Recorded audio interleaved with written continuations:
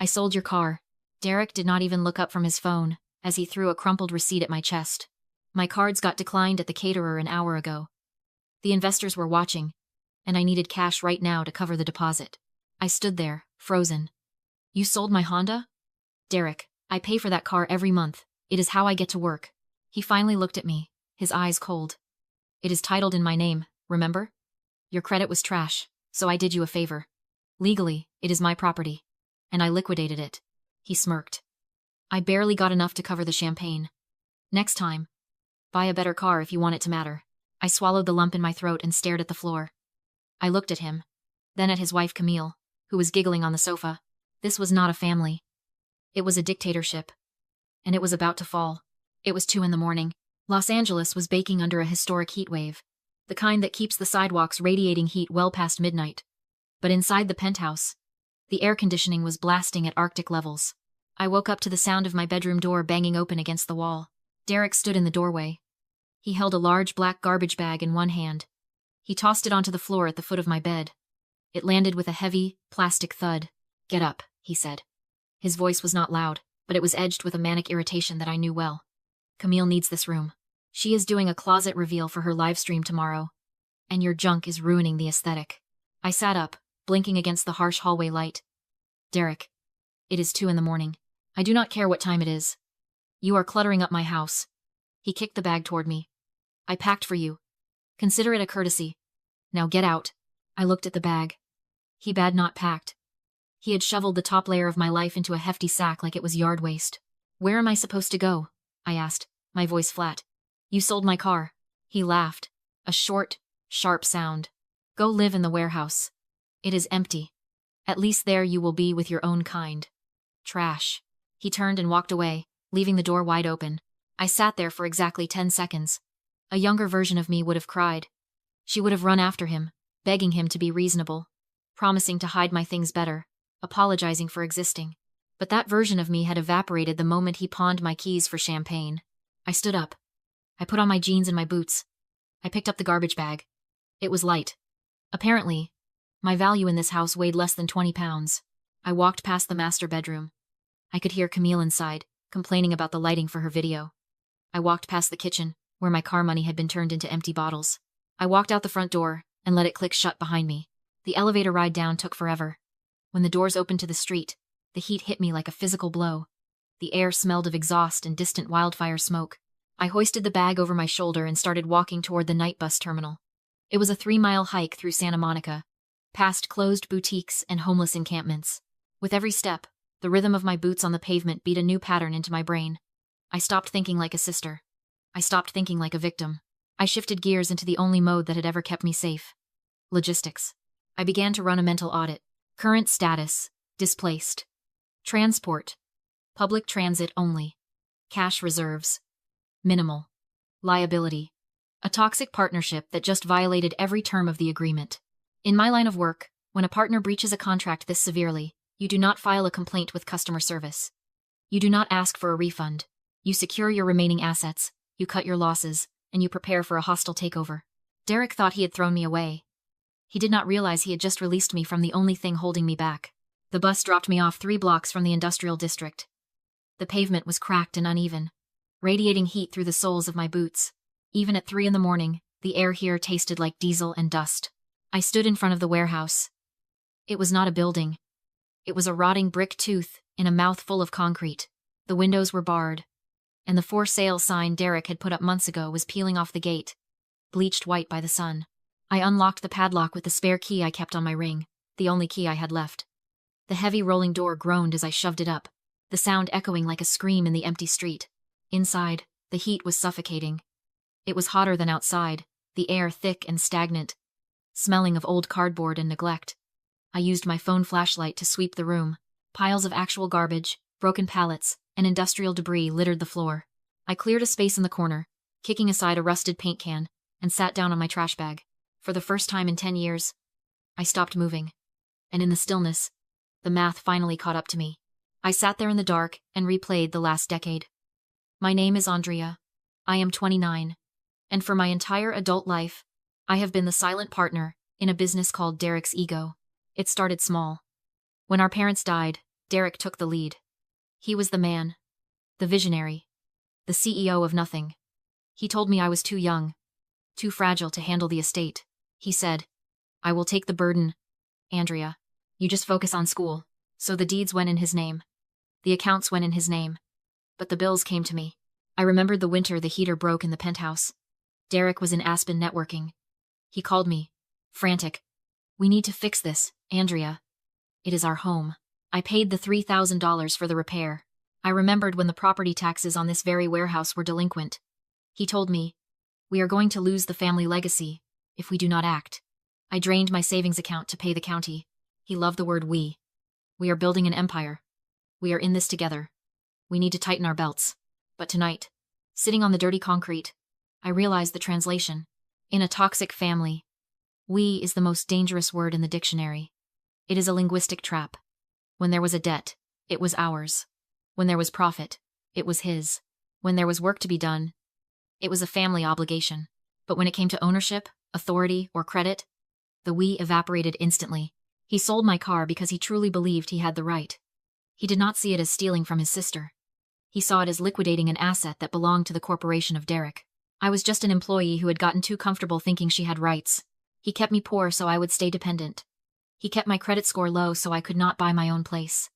He engineered my desperation so that living in a warehouse would feel like a mercy, rather than a punishment. I looked around the dark, sweltering space. He called this place a burden. He called it a rot that was dragging down his portfolio. But as I stretched out on the hard floor, using my bag of clothes as a pillow, a strange thought occurred to me. He never came here. Derek was terrified of dirt. He was terrified of manual labor. He treated this place like a radioactive zone, only useful on a balance sheet. He bade not set foot inside these walls in 5 years, which meant he did not know what was in the corners. He did not know what was behind the drywall. He thought he had exiled me to a prison. He did not realize he had just given me sole custody of the only thing he had not ruined yet. 7 days later, the temperature hit 104 degrees. The warehouse was an oven. The air inside shimmered with dust and stagnation. I was sitting on a crate, auditing my remaining cash reserves, when the side door banged open. Derek stormed in. He was wearing a linen suit that probably cost more than my entire education, but right now, it was stained with sweat. He looked out of place, like a peacock in a landfill. He did not say hello. He threw a red envelope at my chest. It hit me and fluttered to the concrete floor. "Pay it," he snapped. I picked it up. Final disconnection notice. Los Angeles Department of Water and Power. The amount due was staggering. $4,000. "You have been squatting here for a week," he said, wiping his forehead with a silk handkerchief. "And you have not even transferred the utilities? I got a call from the collection agency today. Fix it, Andrea. I am not paying to keep the lights on in a dump. I haven't used any power, Derek. I am charging my phone with a solar bank. I haven't even turned on a light bulb. I do not care what you are doing. The bill is in the estate's name. That means it is my problem. Transfer it to your name today, or I will have the meter ripped out." He turned on his heel and marched out, desperate to get back to his air-conditioned car. I stood there holding the envelope. My thumb brushed over the usage graph printed on the back. I stopped. I work in logistics. My job isn't just moving boxes. It is analyzing data. I look for inefficiencies. I look for leaks. And when I looked at that graph, my brain instantly flagged an anomaly. The usage line wasn't jagged. In a normal building, power consumption fluctuates. It peaks during the day, drops at night. It spikes when machines turn on. But this line was flat. It was a straight, horizontal line across the entire month. High consumption. Constant draw. 24 hours a day. 7 days a week. That is not lights. That is not a forgotten refrigerator. That is life support. I looked around the empty, silent warehouse. There were no machines running. No humming vents. Just silence and heat. But the meter does not lie. Somewhere in this building, something was eating electricity like a starving animal. I walked to the breaker box on the far wall. It was an old industrial panel, covered in grime. I opened it. Most of the switches were taped off, labeled defunct. But one breaker, labeled Zone 4, was hot to the touch. I followed the conduit. It ran up the wall, across the ceiling trusses, and disappeared behind a stack of rotting plywood sheets leaning against the back corner of the warehouse. I walked over to the plywood. I pulled the first sheet away. It crashed to the floor, kicking up a cloud of dust. Behind it was not brick. It was drywall. Newer drywall. Someone had built a partition, a false wall to shorten the room. I grabbed a crowbar from my tool bag. I jammed it into the seam and pulled. The drywall crumbled. A blast of cold air hit my face. It was freezing. Sterile, conditioned air. And with it came a sound. A low, steady hum that had been muffled by the insulation. I smashed a hole big enough to step through. I wasn't looking at a storage closet. I was looking at a climate-controlled vault. The space was pitch black, illuminated only by the blinking green LEDs of massive industrial dehumidifiers lining the walls. They were the source of the hum. They were the reason for the bill. I raised my flashlight. The beam cut through the darkness and hit something that looked like a giant, clear blister. It was a car capsule. An inflatable storage bubble used to preserve high-end vehicles in a vacuum. And there wasn't just one. There were 12. 12 shimmering bubbles lined up in military precision. I walked to the first one. My flashlight beam danced over the curve of a fender. Highland green paint. Fastback roofline. My heart hammered against my ribs. I knew that car. Everyone knew that car. It was a 1968 Ford Mustang GT. But it was not just any Mustang.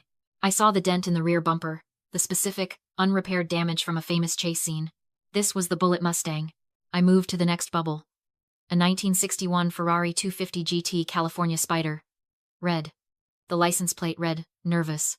I stumbled back. Derek called this place a burden. He called it a rotting tooth. He threw a disconnection notice at me because he was too cheap to pay the bill. He did not know. He had never looked. He had never checked the meter. He was so blinded by his own arrogance that he had been sitting on top of the holy grail of Hollywood history and treating it like a landfill. I was not standing in a warehouse anymore. I was standing in a bank vault. And I was the only one who knew the combination. I did not call Derek. I did not call the power company. I called Graham. Graham was a freight specialist I had worked with on a nightmare logistics contract 2 years ago involving a shipping container of vintage watches headed for Dubai. He did not ask questions. He just knew what things were worth. He pulled up to the warehouse 40 minutes later in a nondescript sedan. He looked at the peeling paint, the barred windows, and the general decay of the industrial district with a skeptical frown. "You said you had a cargo issue, Andrea," he said, stepping over a puddle of oil near the entrance. "This looks more like a demolition site. It is not about the building, Graham. It is about the inventory." I led him to the false wall. I handed him a flashlight. "Zone 4. I said. "Take a look." He stepped through the hole in the drywall. I heard his breath catch. Then silence. Long, heavy silence. I followed him in. He was standing in front of the Bullet Mustang, his face inches from the plastic bubble. He was not looking at it like a car. He was looking at it like a religious artifact. "The dent is real," he whispered.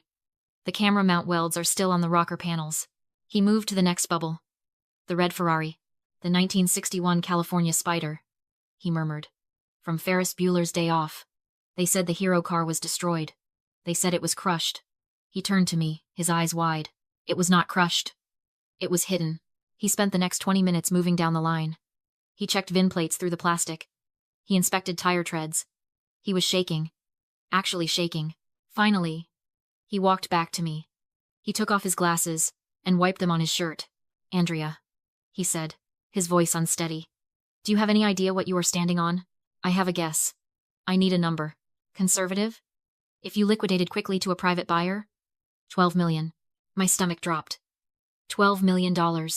"If we took it to auction?" Graham continued, his voice rising. "If we marketed the Lost Cinema Fleet story?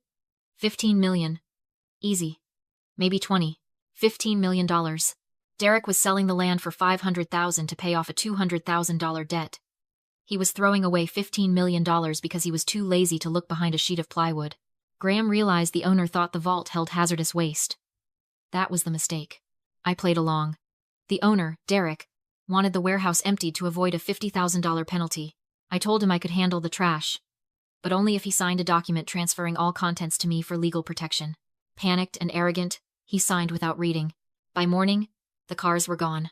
At closing, Derek sold the land for $500,000 and mocked me for hauling junk. I showed him the email from Sotheby's.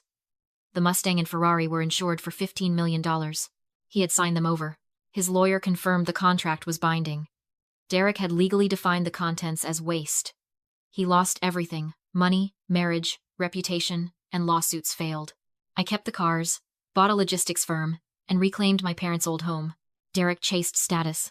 I protected value.